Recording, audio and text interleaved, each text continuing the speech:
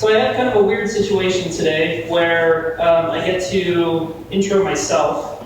So I'm not going to do an official intro like I typically do. But I am excited to talk a little bit today. I talk, I think, about once every 6 months. I didn't talk a lot last year, but this year I talked a little bit more. In fact, I think the last time I talked it was about Trump and the election, so I'm happy that we're past that set of topics. So just to kind of intro myself a little bit, I'm the president of Oasis, Utah County, or Utah Valley, I'm sorry. Been doing that for about 1.5 years now. I currently work as a digital marketer at Adobe, helping companies show up on Google and Facebook and all across the internet, and including some video marketing and whatnot. So I have a wife of almost 12 years. I have 2 little girls, and they have some other scheduled stuff, so they're not here. So that's basically about me. I grew up in North Wyoming. I've lived in Utah for about 15 years now. So I wanted to kind of,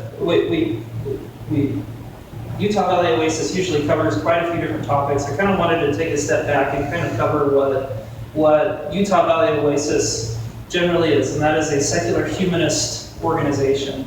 An organization that is based on secular humanist values, that is trying to build community as a way for people who either want to supplement community that they have with their religion or to replace it altogether, whichever they prefer.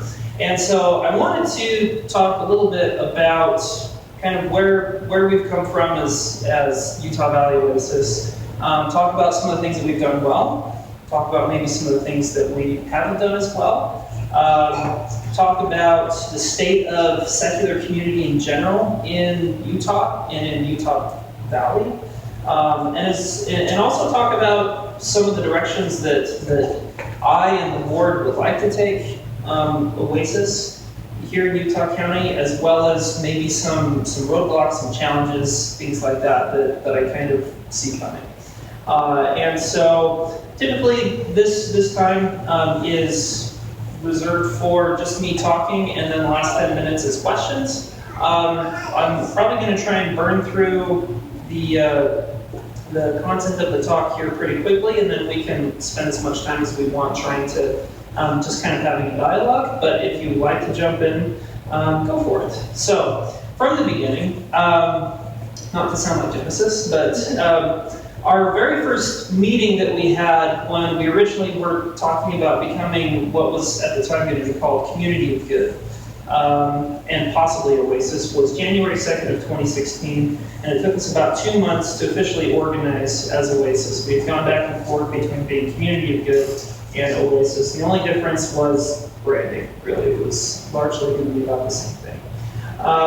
Since that time, we've had over 70 gatherings, talking about anything from marriage to LGBT issues to community relationships to marriage to communication with family or within the community, to politics, to permaculture, to gardening, to a variety of other things that I don't have written down and can't remember off the top of my head, but we've had a number of them. Oh, and we're talking about tattoos, so we'll throw that one in there. And then we've had a few different events. Surprisingly, we haven't done a whole lot of events outside of our gatherings. We've had a couple barbecues. We've had some family get-togethers in the park. We did our New Year's Eve party, which was fun. We do our pint night every second Tuesday at the Strap Tank Brewery. We've been to Pride Parade. We've been to Pride Festival, and a few others that I think I'm forgetting. We've been able to create some connections within the community, both organizationally as well as for people individually. We've been able to connect up with, we have a good working relationship with BYU and with their Honor Code office. We have a good relationship with both Salt Lake and Provo Pride, the Provo Bicycle Collective, and some other kind of service-oriented groups, and some other kind of post-religion communities. We've been able to give some good education for people around either social justice issues or just practical issues around like education and gardening and things like that. We've been able to provide obviously some gathering place for people on Sundays, which again is good for either supplementing the current community that you go to on Sundays, or can be replacements, whichever. We provide a community for families and for kids. And we've also been able to create a lot of, and this is me included, a lot of friendships that wouldn't have been there without Oasis. And so that's pretty cool to me. And there's not a whole lot of quantifying in there, and so those are more kind of quality type of markers in terms of what we've done in the past. I think that those are a lot of good things. I think that we've fallen short on some things. I think that we haven't done as good a job around service, around building a better kids community and program and whatnot, and a few others that are, and probably some more just kind of general events. One thing that's cool about Utah County is that there's a lot to do on a Sunday when it's warm outside, and there's a lot of communities around the mountains, skiing, hiking, that kind of thing, and so that's pretty cool. But we have some more work to do there, and probably creating a little bit better relationships with the local governments, local cities, things like that. To kind of take a step back from that and look at secular community in the state of Utah, there's a handful, and when I say secular communities, there's a lot of groups that aren't explicitly religious, that fulfill a specific purpose, but as far as secular communities that are explicitly secular, that say we are a community that is to be built around secular people, there's about 12 or so, maybe more that I'm not giving credit for. There's Salt Lake Oasis up in Salt Lake City, there's Northern Wasatch Oasis up in Caseville, there's Wasatch Back Oasis, which is up in Park City, there's Cache Valley Oasis, which is in Logan, of course. And then stepping away from Oasis, there's the Humanists of Utah, there's the Utah Atheists, there's the Atheists of Utah, there's Sunday Assembly, there's the Secular Coalition of America, and they have a Utah chapter, as well as other post-religious communities. And so there's a number of, well, if we move to Utah County, there's also an Atheist of Utah Valley chapter. There's probably a number of meetup groups that I'm not giving credit to.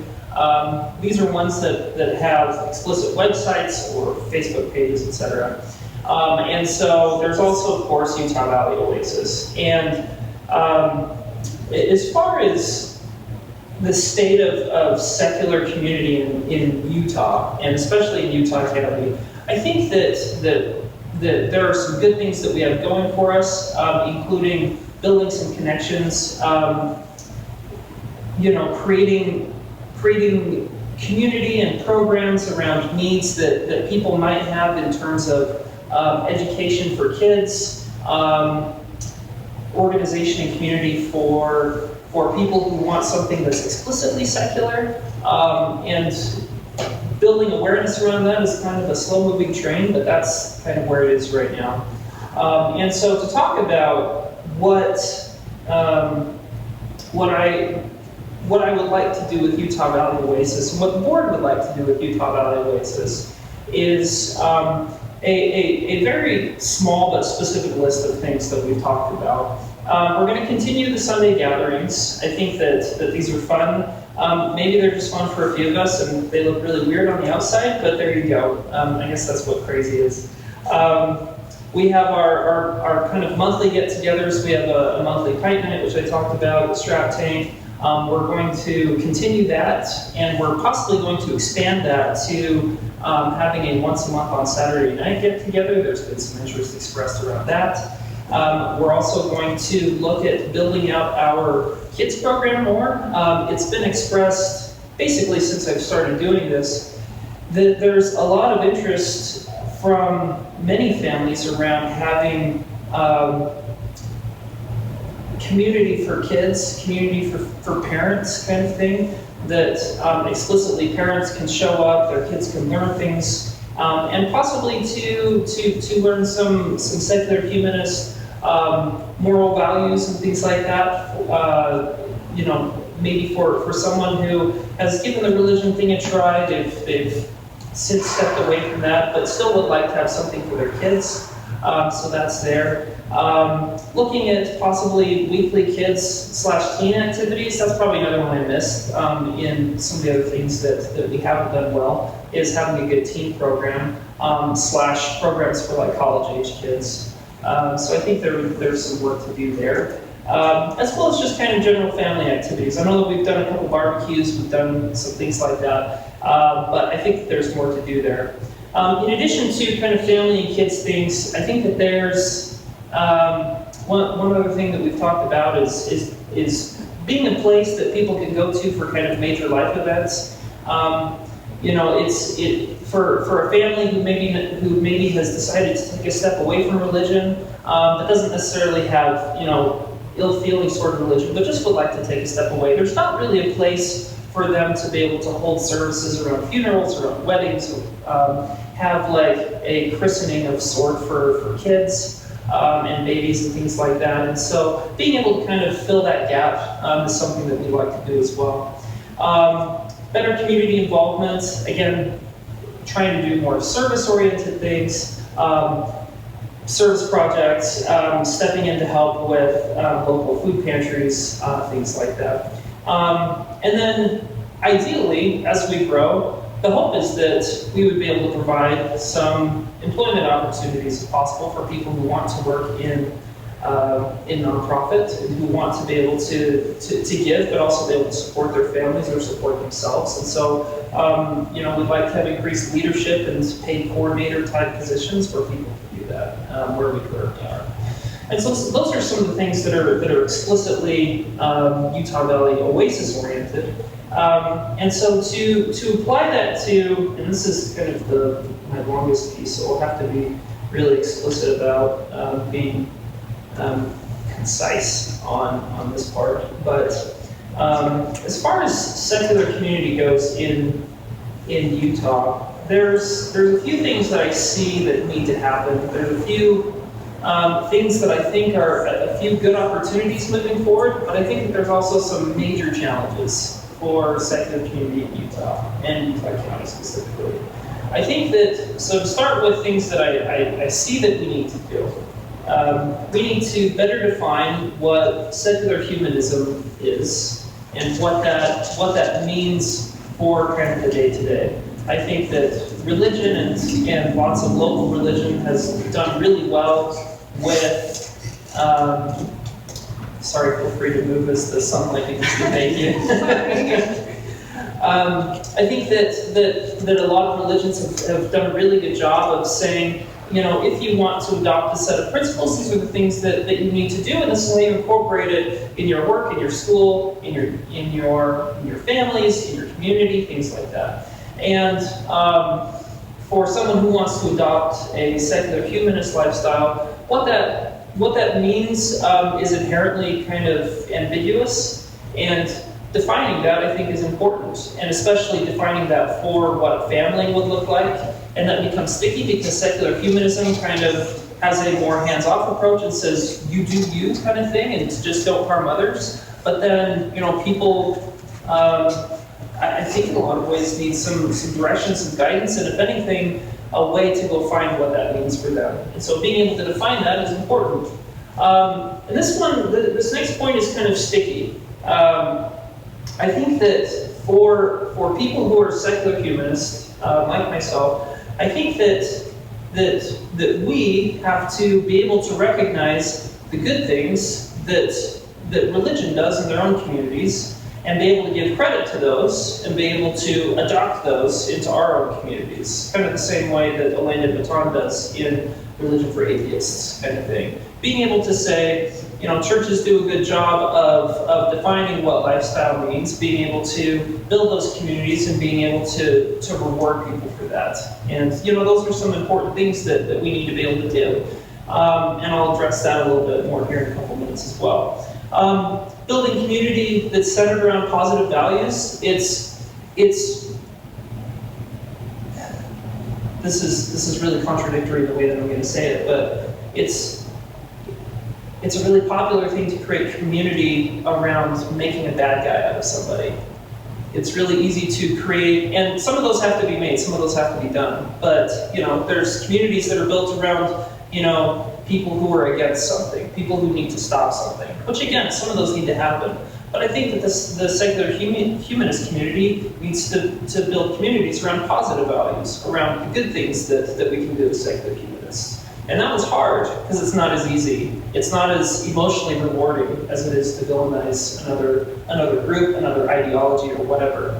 And so that's something that we have to do. And we have to stop, so to the next point, we have to stop looking to authorities for answers to our everyday questions, which goes back to defining what a secular humanist lifestyle is. And it's hard because it's really easy to say, well, this person said that, therefore I'm going to do it.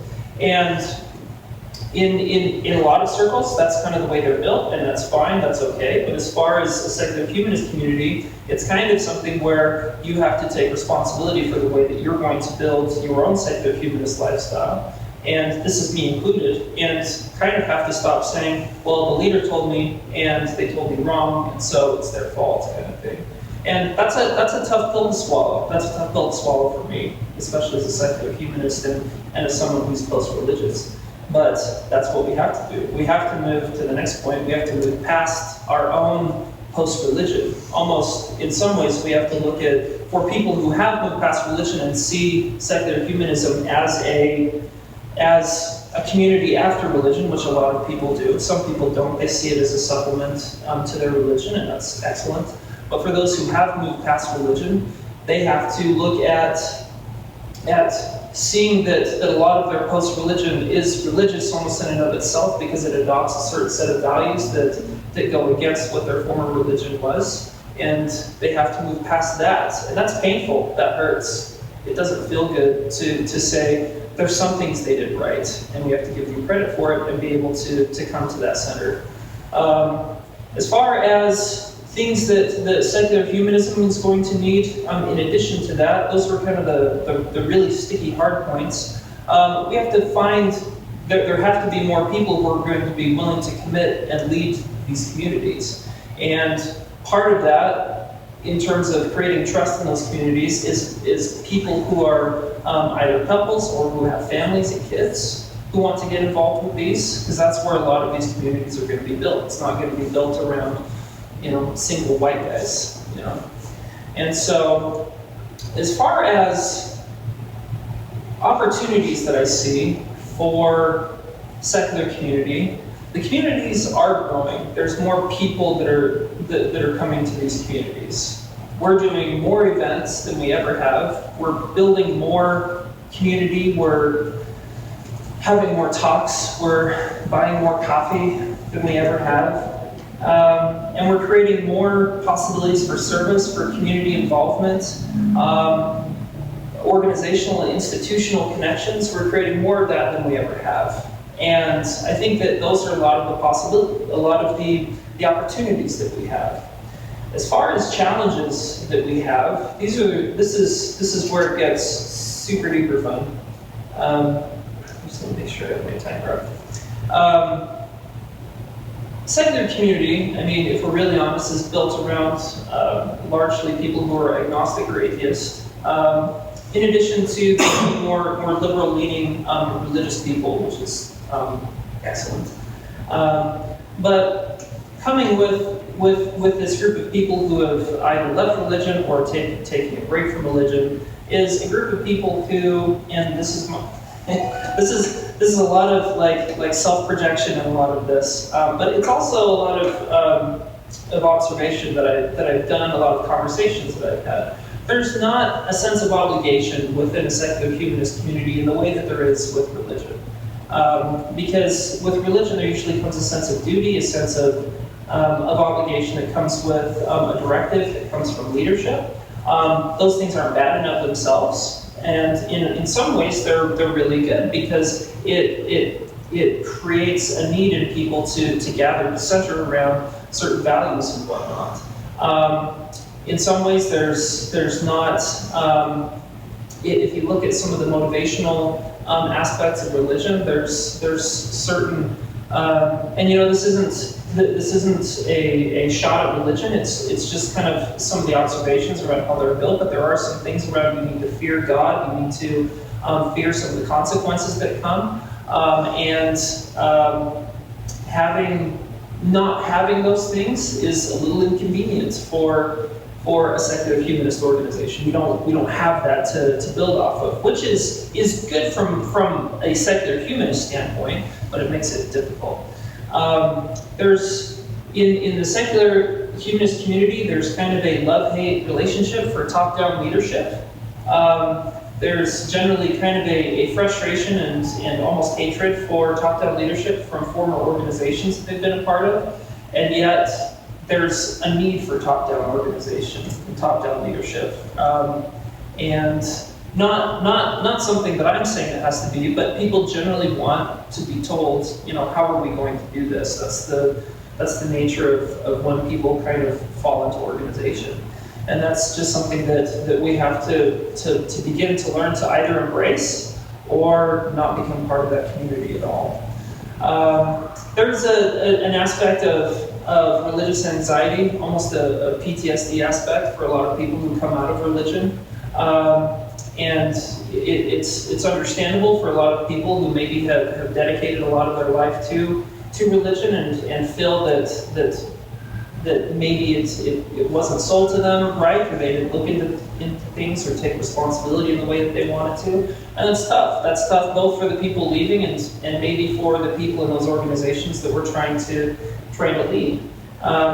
There's a fear there's almost kind of a fear of becoming the frustration that you left. People who leave religion kind of fear if we create an organization that we're going to create what we left. We may replicate the monster that we tried to defeat, as it were. And so how do you create an organization that doesn't replicate the organization that you're terrified of or frustrated with? There's a desire for freedom from any organization at all. People like their Sunday mornings when they leave religion, especially with the mountains in Utah. These are kind of some tribal ideas. When you look at religion, you look at organizations, there's some specific things that religion has that they're able to lean on a little bit. Secular humanism doesn't like to villainize any certain organization. We have a great relationship. I have a great relationship with a lot of LDS leaders, being the leader of this oasis. We have a great relationship with BYU, as I said. Having said that, we don't have a way to say, join us because that side is bad. There's not a concept of good and evil necessarily. There's right or wrong depending on the moral system that you talk about, but that's subjective in some ways. There's some objective things, but there's not like something that you can point to, physically point to. There's not a type of non-evidence-based indoctrination. There's no central authority. I'm the leader, but I'm just kind of more the guy who sets up chairs every single week and makes sure all the paperwork is in line. I don't have top-down secular humanist directives or anything like that. And so there's not, I try as the leader to try and be a place where people can make sure that the organization runs, but that's a lot different than creating doctrine and directives that maybe a religion would. And this next one is tough, and it kind of goes back to some of the earlier things that I mentioned, but in secular humanism, largely, you're 100% responsible and accountable to yourself. There's not an accountability to God, there's not an accountability to leaders, there's not an accountability to any type of religious authority of any kind. It's what do you want, and what are the consequences of the actions that you propagate in your life. And that's tough because if you mess up, you can't say that it was because the history of the church or something like that. It's because you messed up and didn't look at things correctly. You didn't analyze, you didn't forecast your life in the way that you thought, which is scary. It's freeing in a lot of ways, but it's frightening in a lot of ways. And in some ways, secular living isn't a sexy way to live in terms of there's not. And I guess unless you go to Sunday assembly. You're not going to get kind of the huge emotional shocks in the same way that you are from religion, where you see there's a variety of examples, whether it be in Mormonism, you have the Holy Ghost, whether it be in other religions where you have whatever strong spiritual experiences that people will have, either in church or outside of church, that they can bear testimony to, or to things like that. Those don't exist. They're not something that you can get kind of an emotional hit off of, and that's tough because you have to look at the evidence of your life and the practical proofs that exist within your day-to-day and live off of those and get your emotional hit, as it were, from the relationships that you have and from the moral life that you try to live. And that's just not as sexy as the spirit or something like that. And in the end, secular living transcends the idea of tribes. And that's hard because, if you read Elaine de Botton, if you read a lot of the either atheist or secular type of scholars and whatnot who talk about this kind of thing, there's the thing that they talk about over and over is if secular community is going to survive, it has to replicate the idea of tribal community. But part of the problem with that is that tribal community, in some ways, relies on building a community that protects you from outside problems. And a lot of times it becomes easy to make those outside problems other people or other institutions. And so, just to summarize a little bit, I think that there's a lot of opportunity that's going to be really slow building for secular community. There's going to be a lot of positive that we're going to see. We have to be very methodical, very positive, very, very giving, very community building, and we have to do it without alienating people, without trying to hurt others, all while maintaining our own secular morals. And that's my thought.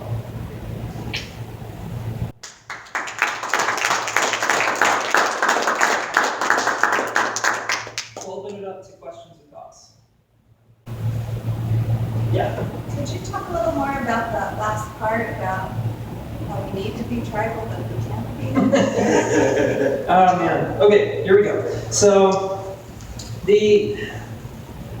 for about, let's see, since February of this year, I've been reading a bit on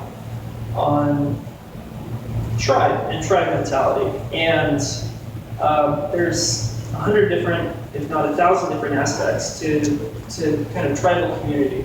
And if you go online and if you go on Facebook and you look at how to dialogue with people who think differently than you in terms of major ideologies such as politics, such as religion.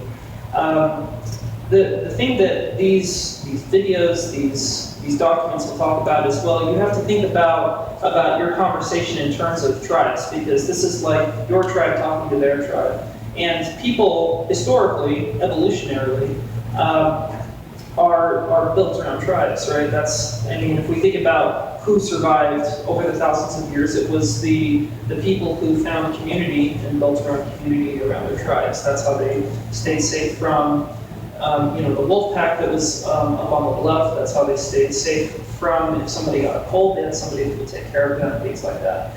And so people have learned, subconsciously or consciously, either way, that they have to do whatever they can to protect their own tribe, right? And that's just how they're built.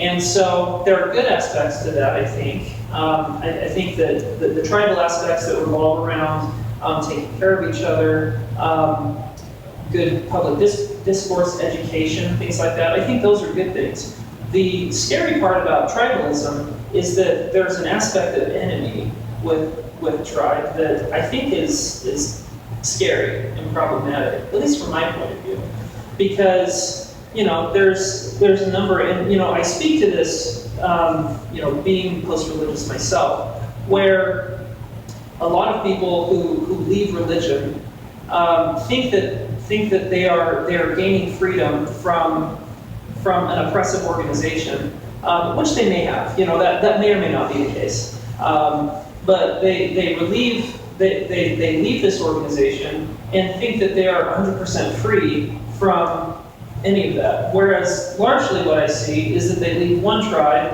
and become part of the next tribe, right? And if you're part of any of the local post-religious communities, we see that all the time. In a lot of ways, that's necessary. People need that as part of their grieving process, as part of their way to process their experiences that they had before, and as a way to feel. We look at research that talks about people, what their neurology does when they feel like they're not getting social acceptance and not getting any social contact. It looks just like what pain does in the brain, right? And they've done that with brain scans for little babies who don't get physical touch, things like that. But as adults, it's less physical touch and more social, kind of thing. And so there's something to it in that we have to be aware of it, but we have to be careful about the tribalism, because sometimes when we leave religion or we leave a certain tribe and we adopt another one, part of the tribal mentality is as soon as somebody says, that tribe hurt me, it's to pick up our spears and shields and go to battle, right? But in secular humanism, I think that's going to defeat our purpose, and that is to create loving, compassionate, education-based community, right? I just don't. I think that we need to defend good secular humanist values, but I don't think doing it in kind of the tribal way is the way that's going to benefit us. Did you have a follow-up? Well, I totally get what you're saying, but if we have a fear of becoming a tribe, how are we going to become a tribe? It's a good question. It's hard. It's a good question, and I think that to call back on a couple of my thoughts, and I'll get Jeff. Are you raising your hand? Yeah. Okay, I'll get to your question next. I think that what we have to do is we have to, at least from my view, from the conversations that the board has had and other conversations, is that we need to begin to adopt the good parts of the tribe that we like: programs for children, programs for teens, programs for college students, even activities for adults. I mean, we have Pint Night that we do. We're gonna try and expand that. Trying to create part of tribalism is being there at the crossroads of major events in people's lives, marriages, births, funerals, things like that, which is part of what I listed out. And I think that tribes generally are part of those rites of passage, and so being there, that bonds a tribe together. And I think that those are the ways that we build tribe, that we create that positive tribe, and then we have dialogue around how not to take up our spears and shields against the enemy. That's how I see it. And there's huge gaps in the way that I'm going about it. I'm confident, and so there's lots more conversation to have around it. But that's kind of the way I see it. Did I address that sort of? I think so. Yeah, you're just saying don't be a reaction, be more proactive. I think so. Yeah, I think that's a good way to summarize it, Jeff. So I was going to say more of a comment that, especially here in Utah County, if those of us that left religion, the dominant religion, our families are still in it. We can't treat the church or by extension those that are in it as the enemy, because they're not. They're our family. They're our friends. Yeah, they're not. So that's, I think, why some of the post-Mormon groups, while they've been really good, and I really like that Utah Valley post-Mormon group. It was a very good, landing place for me. It's not long-term, because long-term, none of my family wants to be considered my enemy. Yeah. It needs to be. That's why my wife was very happy when I found this group. It's a totally positive thing. Yeah. We don't trash on religion. We don't. I just started listening to that Noah Rashada guy, the secular. And doesn't he say often, let this help you be whatever you already are, a better whatever you already are? don't study Buddhism to become a Buddhist, study Buddhism so you can become a better what you already are. Whether that be Christian, whether that be Jewish, whether that be whatever. That sounds sort of like we're not going against people. Yeah, I think so. And, you know, again, like, I mean, when we started up, there was a lot of fears around, you know, is this going to be an organization that local college kids from BYU can go to? And immediately we reached out to BYU and said, look, we want you to be aware of us. We aren't out to try and poach BYU students and try and get them to leave religion or anything like that. I don't think that's beneficial for them. It's not beneficial for us in multiple ways that we can talk about. And so I think that secular humanism has an aspect of it that I really like is, like I said earlier, it is something that can be maybe less the secular part, more the humanist part, but it can be a good supplement to whatever religion you're a part of, or it can be a good replacement if you decide that religion isn't your thing and you prefer not to believe in the supernatural or anything. So I agree with that. Other questions? Yeah. Okay, so this is why I go to Oasis. It may not fit with the Oasis goals at all, but to me, it's a place where you can share stories, you can meet people. Maybe some of those people you meet might lead to you go out to lunch together and you develop a deeper relationship. And then you just sometimes meet at Oasis and sometimes can meet other places. It's kind of a lecture place where I can go to just learn things. And so that just kind of not be alone, and learn things and maybe make relationships that can be outside of that group. Now we don't have any children that we're bringing, but I would think it would be the same way if we did, and I wouldn't look to Oasis to then provide children's groups or then provide educational, but just provide maybe some other people the same age that they could mingle with, but not in an educational sort of way. So that, I don't know if that fits with what you're talking about. Well, I mean, so at the beginning, through my list here that I kind of went through, I talk about connection, right? And that's a huge, let's see, that's over a third of the positives that have come from Utah Valley Oasis in the last year and a half. The connection with organizations, which I talked about, but educating people, which is the lecture portion, providing gathering places for people on Sunday, and creating friendships, right? And whether that means that they decide to stay, I don't even care if people decide, like they met up with friends and decide to bail on Oasis, that's fine, you know? But that's the kind of thing that we're trying to create. So that totally jives with everything that I said at the beginning. I totally love that. Yeah, Tracy. I just have a statement why I'm here. Okay. I just joined Utah Valley Post-Mormon, but I do not want to go through my whole life and all I am is a post-Mormon. Right. You know, so I don't think this, post-Mormon is something I want long-term, but, for, maybe a year or so. Pursue that healing process with my family. Yeah. Basically. And also I'm an atheist, and like you said, you just mentioned the angry atheist. And I don't want to become the angry atheist either. So I kind of would like to be here so that, I don't want to be really either things. And it's a tough love-hate thing, I think, in a lot of ways, because people need to feel like there are people ready with spears and shields to go to battle for them if they feel like they've been wronged, right? Especially in post-religion, right? And when people leave religion, and whether it's as someone who has left religion, their family is still religious, or just if you've left religion and there's people in your community that you feel like are wronging you, people want to feel like if they go complain on Facebook to their tribe, that little micro tribe, that family's gonna be, that tribe is gonna be like, damn it, that's awful, how dare they, kind of thing. People need that. People feel connected when they do that, And it's hard because that's necessary for a lot of people. And maybe in some ways we haven't found a a non-human enemy. Does that make sense? Maybe that's what we need to find. Who knows? But it can't be religion, because I have lots of religious friends who I think are great people, who do good things. I don't necessarily agree with their ideology, but that doesn't make me better or worse than them. It doesn't make them better or worse than me.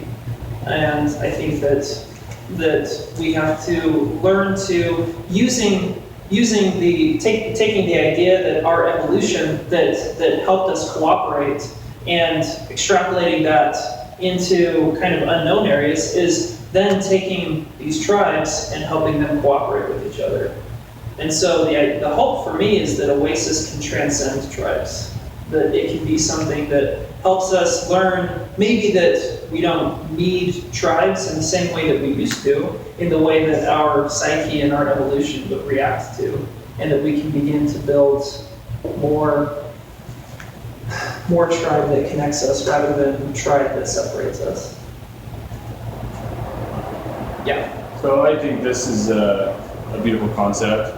And I think part of what makes it so difficult is that religion is telling us that we're deceived and we're misled, a bunch of bad things, right? This guy's dirty, he's gay, right?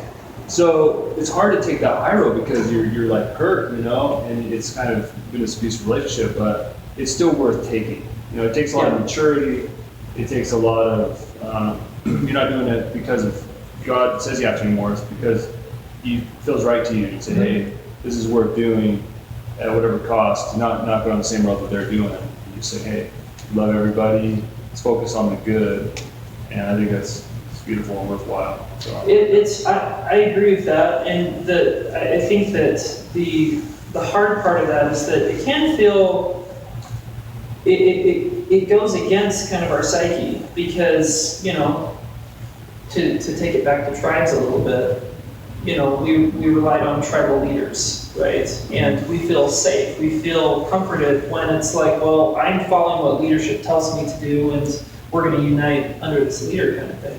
Whereas with what we're doing, we don't have a leader. You know, there's people who have good ideas. There's Elaine David Kahn. There's maybe, if you subscribe to the Dawkins or the Hitchens of the world kind of thing, you can see those as good thought leaders. But those aren't going to be, I affiliate and give my allegiance to these types of leaders. It's frightening. I think it's lonely.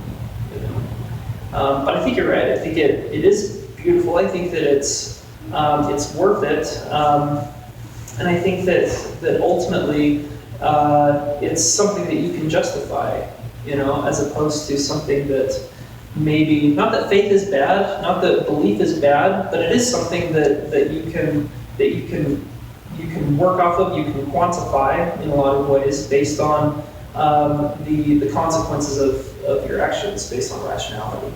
So, which is a lot of big words. But, go ahead. No, please do. Oasis, did it start like in Texas? I'm just wondering how long those have been going and what those look like, and do we try Should we do a little history lesson? do we try to be like them, or do you want to, don't look at them, do your own Oasis? So, it's a good question. By the way, how are we on time? I think we're on time. We don't have kids leaders today, so we have a little bit of flexibility around kids down program and thing. Okay, cool. All right. So, I don't know the exact years. I'm gonna have to go back and look. I don't even know if they have a Wikipedia page or not. But Houston Oasis started about 5 years ago. Yeah. And then Kansas City Oasis started about 2 years after that. They started kind of, the Houston Oasis started as just kind of a lunch group in some ways. They just got together and said, hey, we like getting together. They were post-religious. I think the main guy is an ex-Lutheran pastor. And they just started having lunch and just started talking about, yeah, I like this is cool, we should do this more. What if we did something where it could be on Sundays? Because we're already kind of used to meeting on Sundays. So let's try and do that. And it turned into their Oasis, where there's a few different aspects. If you've ever been to maybe like Salt Lake Oasis, you know that their format's a little bit different from ours. They incorporate a couple other things within their meetings, their gatherings that we don't. And we do things a little bit differently than they do. And the Oasis groups in Texas and Missouri also do things just a little bit differently. But largely, it's a Sunday meeting with a few activities throughout the month. And the Sunday meetings have a kids program, potentially a teen program, depending on how many teens are there, and some support groups within those. And so the way that we are set up, there are some unique challenges. Some of the challenges being that, in the communities that those Oasis groups are in, there's not quite a homogenized dominant religion in the same way that there is in Utah County and to a lesser degree in Salt Lake County. And so there's that difference, right? And so, largely, if we're really honest, 95%, probably more, of the people who come to Utah Valley Oasis are people who've left Mormon religion, right? That doesn't make Mormon religion bad, that's just kind of the demographic that comes here, right? And so the unique challenge for us is holding an oasis like this and maintaining good relationships with dominant religion, like it's been pointed out, And which is why we explicitly reached out to BYU, which is why, as an example, my wife is still active Mormon and is in Relief Society right now. I'm in contact with her ward leaders, her state leaders, that kind of thing. They know about me. I don't have an axe to grind with them. We have great relationships. In fact, the bishop is my next door neighbor. And so, largely, those are the unique challenges that we have. I think that in some ways the Oasis groups in Texas can be a little bit more, what's the right way to put this? A little more brash in their, in maybe their, I'm not going to say anti-religious sentiment, but in their secular thinking that maybe goes against kind of the fundamental ideas that religion may push. I think that they're able to do that a little bit more than we are, or at least they like to. And so I don't know if I necessarily have a good answer. I don't know if they're a good example or if they are what success looks like. It sounds like maybe. They're a pretty big group, and sorry? They are a pretty big group. They're functioning better than us right now. So we're hoping to get there. Let me give my opinion on why, and it actually is largely logistical. I think that I love Walden School. I love their leaders. I know their leaders personally. They're excellent people. I don't know if this venue is the right venue for us for a couple specific reasons. When we went to Pride and we had our booth, our booth was set up about like this. We had a tent, or I'll put the tent back here, and we had flyers and mini beach balls that we were handing out. That was our game that we played. And we would stop people, and wristbands. We'd say, do you want wristbands and a beach ball? And we were just stopping people handing those out. And then if I could get them to pause for like that long, I'd be like, can I talk to you about Oasis for just a minute? That was like what I did for 2 days. And what were the selling points that we went off of? Free coffee, a place to gather, live music, Wasatch Revival as an example, and kids program, possible teen program, and monthly events, things like that, right? Those were our selling points. So let's dive into the logistics of those a little bit. We have great music every week. I think our music is spectacular, right, Jeff? And anyone else who's been here, I think it's awesome. Yeah, thank you. And so I think the music we have nailed. We've had opera singers, we've had a cappella, We've had some kind of bluegrass country. We've had some kind of more traditional, stand up and sing nice music with a CD playing kind of thing. We've had a lot of good music, so that one's good. Our kids program, we have a paid kid person whose job it is to watch kids. We'll have anywhere from 0, like we did today, to like 15, right? Depending on if parents want to drag all their kids to a group like this, which is also a blocker for something like this. After somebody's been dragging kids to religion for a long time, is tired. And I totally get that. On both sides, if somebody is like, I need my kids to be a religion, or I'm exhausted with this, right? I think we can be compassionate to any parent who has kids. I think that, and this is going to seem and feel really pedantic, but if we look at the flow of today's meeting as an example, we gather downstairs, in kind of a shabby downstairs, especially when they're doing construction. The coffee is down there. We're technically not allowed to have food or drink up here. Okay? So that means if you want to have a full cup of coffee, you have to grab a cup and you have to chug it and burn your esophagus, and then come up here and sit down. Right? So the natural question, let's meet downstairs. The kids can meet up here. It's loud up there. It's very echoey. And if kids are up here, it's even super louder. And so we have a logistic problem of making a place where somebody can show up in the back of the room, have a coffee in their hand, sip while they listen. That's a small, stupid aspect. I think it's a big deal. Based on everything that I've seen, it's really awkward.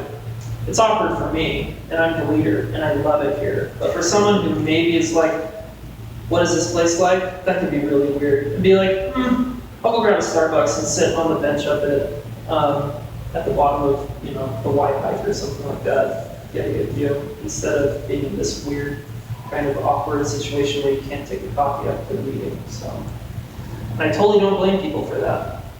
And that's a problem that we're working on fixing. So, again, that's a small, kind of really logistical type of problem. As well as, our set is weird. Couches and chairs is kind of weird. I love the couches, but it doesn't look super great. As opposed to like a sharp, set of chairs and kind of a regular set where people would kind of understand, kind of be able to predict what they're going to see. It's like, where do I sit? Chairs or the couches? Are the couches reserved for somebody? No. If that couch is taken by one person, can someone sit there? Is that going to be awkward? Right? It raises a lot of questions. And the more of those types of decisions that you have to make people make, it's kind of like on the internet. If you have to make more decisions to try and go buy something, you're likely going to leave that website and either not buy it all, or you're going to go buy it on Amazon where it's super easy to buy. Right? So those are kind of some of those problems that we're working on addressing. And I think that if we do address those, it would be good. I think that we would grow. And that's not an excuse to say, well, you're not pounding the pavement enough, you're not recruiting people enough. I totally agree that I need to work harder, we need to work harder on, spreading the word, making sure we have more flyers out, probably spending a few more bucks on Facebook ads to make sure people can see us, things like that. But I think that we have some really basic, fundamental setup problems within this meeting that don't work. So that was a long answer. So apologies. At least some of those are temporary, because hopefully the construction will be done, when school starts. It's true. I don't think, I agree. I don't think that's going to solve our problem. No, not a great problem. I think that the original problem still stands. But I've answered questions probably longer than I should have. I appreciate the questions. Does anyone else have questions? Did you have a question? You have a Yes. question. I have 4 other friends, and we're all at like different groups right now because we're all like post-Mormon. Okay. In a lot of ways, we have different like sour feelings in a lot of ways Toward. the church. Okay. But we're all sort of wanting to get away from that. Toward the sour feelings. Mhm. Yeah. And we've been studying a lot. It's into, like, exhausting. yes, secular like humanism and things like that. And so like for people who are like secular humanists who are like post-Mormon, like how do they like best adjust to putting those feelings behind and then being more of a accepting, like you know what I mean? Like, So, how sorry. does the community sort of work from moving from like religious to not religious? Yeah, really good question.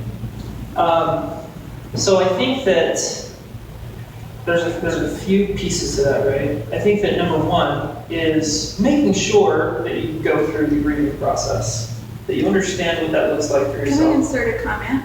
So you said that because of where we are, we have to be careful not to offend, and yet there is a need for people transitioning to say, how do I do this? Yeah. So is this a group where someone could actually come and do a whole speech on that? Can I answer his question? Yeah, And then weave that I into thought they- that? yeah. I think it's a good point. And I love these questions because these are all the things that I have stewed over and lost sleep over for the past year and a half. Because there's organizations out there, right? UVPM exists, it's thriving, it's huge. Define UVPM. What's that? What is UVPM? I'm sorry, Utah Valley Oasis, the organization. It exists, it's huge, it's thriving, it has many different aspects to it. There's coffee meetups all over the valley, there's hiking groups, there's kids groups, there's a babysitting group, there's a jobs group where you can find resources for finding jobs. There's, in fact, I think there's one that's explicitly around programmers and tech. And so there's a lot of, yeah. I saw another group this morning that they call CALM, That's Yes. part of Utah Valley Performance. which, They have a which movie is, club now. which is intended to do kind of what he's just talking about. It is, and so that's going to be part of the way that I kind of lay this out. And so the question is, where does Oasis, a secular humanist group, if they have so much of that area covered, so it seems, what gaps are we filling, right? And I think, and this is where Utah County is a little unique, right? Because again, I don't think you're going to find a geo like Utah County in Texas that is as religiously homogenized in the way that Utah County is. Maybe you will, but it's pretty clear what Utah County is. Salt Lake County even less than what Utah County is, right? As you read in the Salt Lake Trib about 2 weeks ago.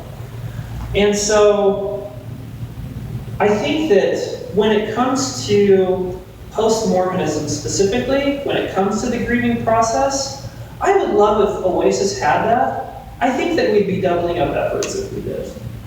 I don't know if it would make sense for us to try and put ourselves there. And I think that in some ways that would probably step on the toes of a lot of the work that Steve Holbrook and Chris Holbrook have done, because they have worked really hard to build that out. And whenever anyone is in that situation, obviously we want people in our community, we want people to be here, to participate, to find community. But if someone specifically needs a community around recovering from religion emotionally, from feeling like they're not alone, going through the grieving process, I think that Utah Valley Post-Mormons does a better job than we are and is in a better position to do that than we are. I think that's just the way that it is right now. And so if you are someone who needs to process that, who needs to go through the grieving steps, who needs to make sure that they're taking care of that, therapy is an obvious one to throw out there, but it's expensive and all that, so I understand why that's a roadblock in and of itself. I think that CALM, Community After Leaving Mormonism, is an important piece to consider. They meet twice a month still twice, yeah. First Thursday and third Tuesday. Something like that, yeah. Hello. Yeah, and they're excellent. I've been to them. You feel a lot of camaraderie. You feel like you're able to heal from a lot of things. And I think that addressing the specific things that you may be frustrated about is important for you to be able to step past that. I liken it in a lot of ways, and this is really condescending from my part, so you can throw tomatoes at me in a minute. But I think that for people leaving Mormonism, myself included, that we kind of become angry teenagers, right? we leave Mormonism and we become really angry, and it's almost like we have to have the church to be angry at. And we're like, I hate the church, but I need something to be angry at, right?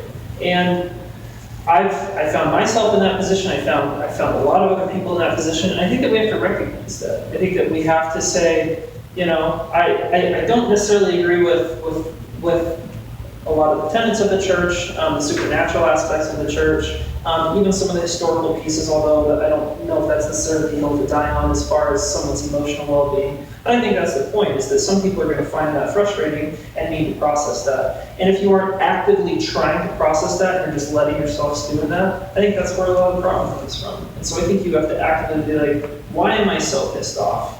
And I need to work on that and address that. And if there are things the church needs to do, then they need to do that. And you know, it's not a problem with voicing that. There are things that the church can do better, but there are also things that we individually can do better. And I think that focusing on what we can focus on, things that we can change, things, the community that we can build, is going to be a lot more productive in the long run than being mad at the church. And I think that you agree with that. And I think that's what your statement, you know, what your kind of desires kind of show, is that me and my friends are upset, and like for me, I have friends, like people that I work with even, that are upset, but ultimately, we don't want to be, you know, that's an emotional hit, you know, that is kind of addictive, but it's not a comfortable addiction, and we want to move past that. So let me try and condense that a little bit, because that was a long rant. I think that therapy, if possible, support groups, because the support groups are free and they're good. Being cognizant of what your anger is. Not you, but like, you know, like the friends and all that. And actively trying to move past. And I think that in some ways, it's, you know, part of secular humanism is trying to look at things objectively based on reason and evidence, rationality, right? And so beginning to apply that to the church, I think, is important. Does the church do good things? Are there good things about their organization? Are there good things about the local ward, right? I'm really lucky. My local ward is a group of superstars who are incredibly kind, incredibly accepting, including the leadership, because I've met with all of the local leadership. And I have to give them kudos for that. And if you can't give them kudos, then I think you have more work to do on trying to work through those feelings, right? Sorry, I kept looking at you that way. It's just, that's the question. Are there gaps, do you think, in what I've said there? Because there probably are. So I mean, like, we just wanna, like, we're all part of like UVPM. Yeah. And so we've all like been there, been involved there, and nothing against like UVPM. Yeah. Like, we honestly really love it in a lot of ways, but in a lot of ways we want to be able to get past the being post-Mormon and just being people. So I'll give an anecdote for my life personally. And by the way, if anyone needs to bail, I totally understand if you need to bail. But I had to unfollow a lot. I'm on a lot of Facebook groups. I'm on a lot of post-Mormon Facebook groups. Almost every one that exists. And if there isn't, it's probably either explicitly like woman-oriented or probably sexual in nature, and isn't my ball fields to go play on, right? And I had to go through my Facebook, literally and figuratively, whether it was like my personal interactions with people or on Facebook, and maybe not necessarily leave, but unfollow a lot of that, right? And in some ways, it's to begin to, you know, what's the classic method of overcoming an addiction, right? You can't just stop doing the thing that you're addicted to. You have to replace it with something, right? And I think that, I think that we have to try and do something similar, is to begin to pull out of, I mean, I'm still on the Facebook page and still keep in touch with some of the Utah Valley post-Mormon events, but largely I've begun to pull away from that. Not because I don't like them, but because I don't think it's healthy for me or helpful for me at this point, right? And so in some ways, it may mean if you're like, all right, I feel that the support group has kind of run its course and that I need to try and move past that, I think it's pulling out of it to a degree and beginning to replace it with other things. Oasis, hobbies, whatever that might be, right? That's really simplistic, but I think that there's something to that. So. We've been going a long time. We'll call it good at that point, unless there's any other immediate questions. Yes? All right. I hope it won't be too long. I don't know, it's just coming to my mind, why can't we act like a board without the religion or people against, like, there's a primary Relief Society, compassionate service. I mean, it works pretty well. Yeah. That is kind Or of. do people want to not do? Yeah. Well, okay. I mean, greeters to help people feel welcome, you know. Yeah. That is what Oasis So- can be. I mean, they have a team model. What are the that can be pros and similar to cons? that. Yeah, I see a lot of pros. So the What do you see pros- that- Okay. The pros are, the proof is in the pudding, right? I We know mean, how to do that. like the LDS Church obviously has an excellent model, right? They have a model that is McDonald's level replicatable, People right? come teaching, visiting teaching. Exactly, and it's excellent for community, right? Like regardless of, you can argue about the problems with, the word being, too invasive, the history, you can argue those all you want, but there's really good things that the LDS Church does, right, with their structure, and total kudos for that. And I give full credit to the fact that the local people, the boots on the ground members, are willing to and able to dedicate so much time, especially the local leadership, who gets way less credit than they deserve, for putting their time, their lives out there so that people can have that, right? But that's where the problem is to me, because as an example, when Utah Valley Oasis first started, we had people who were super gung-ho about getting started. And we had a launch team like we were supposed to. We had people who were jumping in. We had a kids leadership group. It was like 5 or 6 people. I don't remember what the male-female ratio was, but we had a group that was having bi-weekly meetings to talk about things. But the problem that we've run into, and from what I can see, this is a problem that involves a couple aspects. Number one, people burn out of nonprofit volunteering pretty fast in general. But number two, there was a degree, and I think I mentioned this a little bit, there's a small degree of PTSD from religion, right?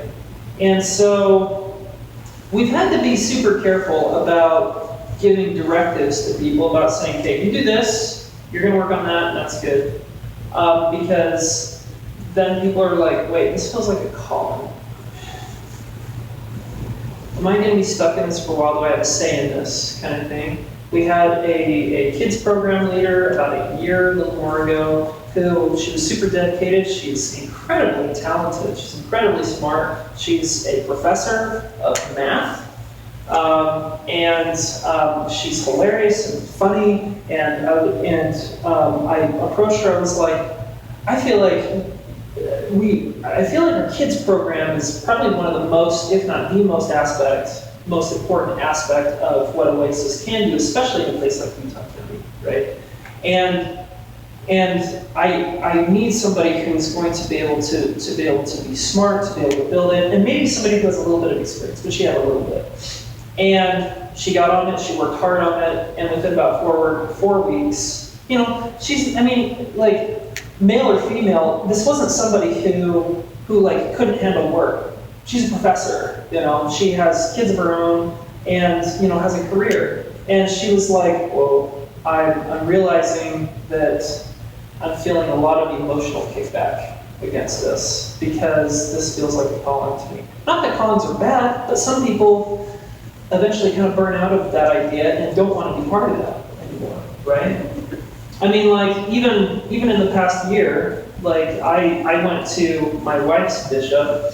I'm still technically a member of the LDS Church. I went to my wife's bishop and I was like, look, I love the community here. I don't want to be antagonistic toward that. And so if there is, some calling that I can be a part of to contribute to the community, I'm happy to take that on, right? But some people just, it's especially on a Sunday when people want to be hiking in the mountains or just generally doing other stuff.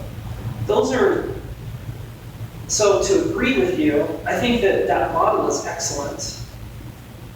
The challenge is getting people who, I shouldn't say it like that, providing an environment where people feel like they can safely be a part of, and maybe at first be able to scope things out without having to get involved soon, because especially at the beginning, we're like, ooh, people, you should come and get involved, right? And we probably were a little too aggressive that way. That's our fault. But creating an environment where people can sit down, again, have a coffee, sit in the back, look around, see if they like this or not, and make a decision if they want to, and let it kind of build organically, right? Because in the end, again, I don't have a lot of the motivational tools that religion has, right? Because people who are going to be here want to be here, or I pay them to sing. And so it Seems like we need middle ground too, because if people don't have an assignment, they might not feel, maybe it's easier to have an assignment. It's true. I agree with that. Well, we have a lot of people signing up on the sign-up sheets, volunteer sheets. There's a lot of desire to help out. And so we just gotta connect the dots. Yeah, maybe it's whether it comes from the person really asking versus the organization asking. And there's been a few times where we've had a bunch of people sign up with the same category, like my meetings team. I noticed like 4 people signed up on the meetings team within a month. I'm like, let's form up a team. Let's actually build it up. And it worked really well. And those people, for the most part, kept coming and felt involved, and it was their choice. We just need to probably replicate that as much as possible. I think so. I think some of them haven't shown up very much though. Well, extenuating circumstances like knee surgery and stuff. So. I think that the original problems still stands with a lot of that, however. And so I think that, there's something to, what's the sayism within the LDS Church? People who join the church need a friend, a calling, and emotion by the Word of God, right? And I think there's something to that. I think that there really is. And I think having something to do is important. But it is kind of hard to compete with the Wasatch Mountains on a Sunday afternoon. So. And a nap. And a nap.